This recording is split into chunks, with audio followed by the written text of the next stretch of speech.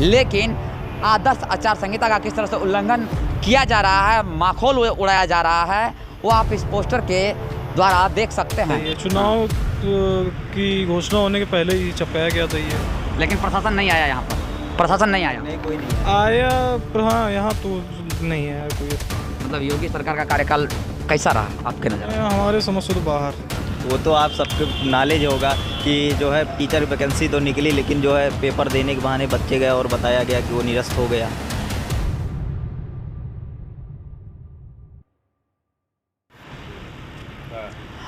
सोच ईमानदार, काम दमदार।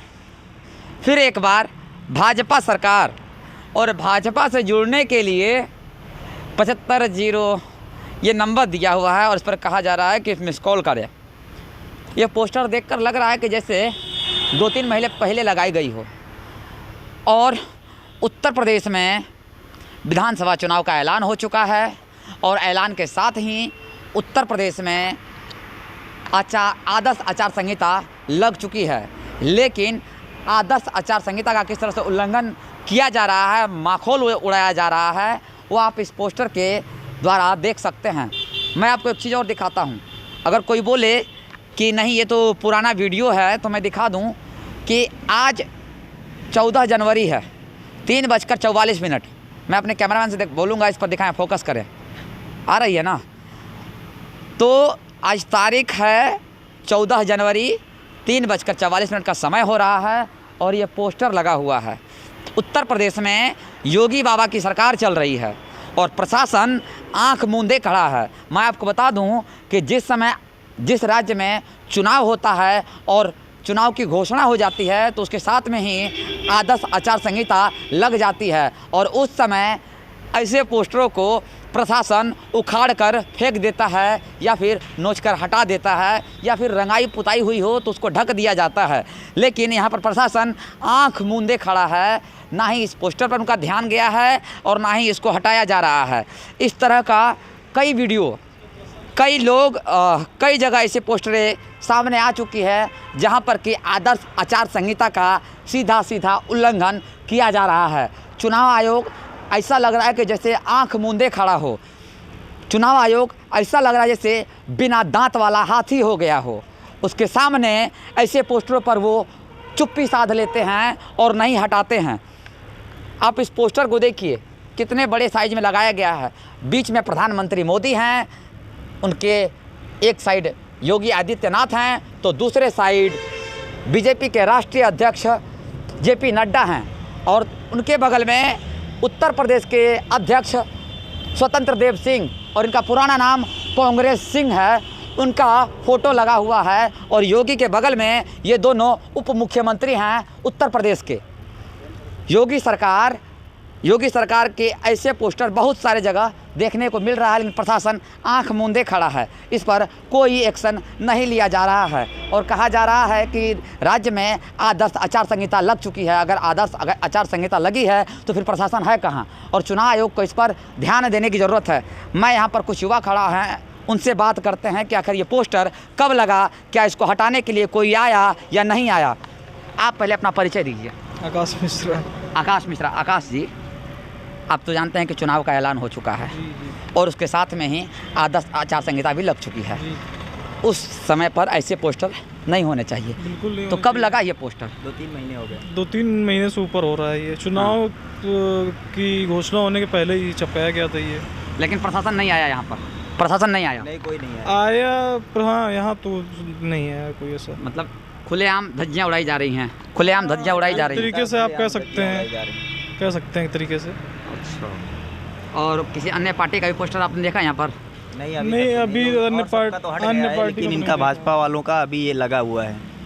भाजपा वालों का लगा हुआ? हाँ, और उनका तो सबका हट गया है। ये तो आपके सामने कहाँ जा रहे हैं? आपसे कुछ और बात करते हैं। चलिए, ये तो बात हुई आदर्श आचार संहिता की। जिस तरह से पिछला 5 साल योगी जी का गया, क्या लगा आपको इस सरकार में जो यहाँ सोच ईमानदार और काम दमदार ये जो नारा लगाया गया, स्लोगन दिया गया है, क्या ये हुआ है राज्य में? नहीं, ये तो सरासर झूठ है। बिल्कुल झूठ है ना? बिल्कुल। और ना मतलब कोई ईमानदारी है ना कोई दमदारी है इस सरकार में। कुछ नहीं, केवल वही दुमदार घूम रहे हैं केवल खेतों में। ओ, खेतों में घूम रहे हैं। हाँ।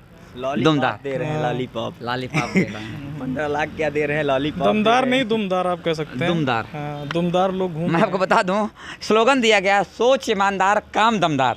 तो भाई मैं पूछ रहा हूं कि पिछले 5 सालों में ये जो स्लोगन है क्या इस पर काम हुआ, तो क्या कह रहे हैं वो आप सुन लीजिए। ये दुमदार की जो बात आप सुन रहे हैं, मैं आपको बता दूं कि उत्तर प्रदेश की सबसे बड़ी समस्या गाँव में किसानों के साथ फसल को लेकर है, जहाँ पर रात में दिन में कभी भी छुट्टे सांड, बाबा जी के दया दृष्टि से छुट्टे सांड जानवर वो खेतों को चर जाते हैं, और सबसे बड़ी समस्या किसानों की यही है। और लोग इससे ग्रसित हैं ऐसे कि जिस अनाज के लिए जिस पेट को भरने के लिए लोग खेती करते हैं, खाली पेट रहकर उन्हीं खेतों को पहरा करना पड़ता है छुट्टे जानवरों से। इससे पहले थी क्या ये समस्या?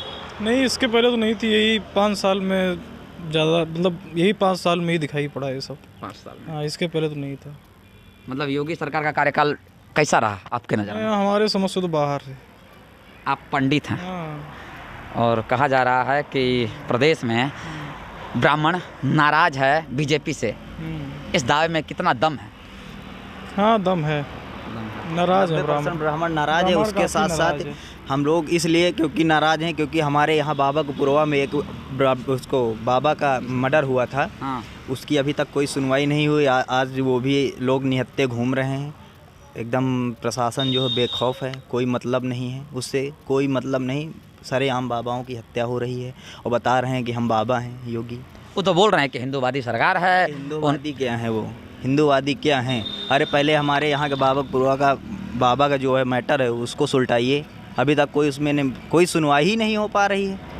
क्या मतलब है? और बहुत सारे काम ऐसे पड़े हैं जो बोल रहे हैं बच्चों को जुमला दे रहे हैं, कोई भर्ती नहीं निकाल रहे हैं। कुछ कर रहे हैं क्या कुछ नहीं किया। आप क्या करते हैं? हम व्यापार करते हैं। अच्छा, व्यापार करते हैं। तो कैसा रहा व्यापार इस लॉकडाउन में? व्यापार तो जैसे हम लोगों का काम है, टेंट काम है, मिश्रा टेंट हाउस के नाम से है। तो अब जब से ये लॉकडाउन वगैरह ये सब बीच में लग गया था, उससे भी दिक्कतें आई। लोगों के ऊपर महंगाई का बोझ पड़ा, तो उससे तो दुकान में काफ़ी गिरावट हुई, काफ़ी ज़्यादा। जो पहले आमदनी थी उससे तो काफ़ी गिरावट आई है। शादियों का सीजन तो चल नहीं रहा है, लॉकडाउन के कारण शादी भी बंद है। शादियों में ज़्यादा लोग आते नहीं हैं, इसलिए पंडाल लोग छोटा लगाते हैं या फिर कहीं रूम कर लेते हैं, उसमें शादी ब्याह हो जा रहा है। और दूसरी बात मैं बता दूं कि जिस तरह से सरकारें दावा कर रही हैं कि भैया हमारे प्रदेश में हर कोई सुख है, खुश है, क्योंकि फिर एक बार भाजपा सरकार, ये प्रचार किया जा रहा है। तो इस प्रचार में कितना दम है वो यहाँ की युवा बता रहे हैं।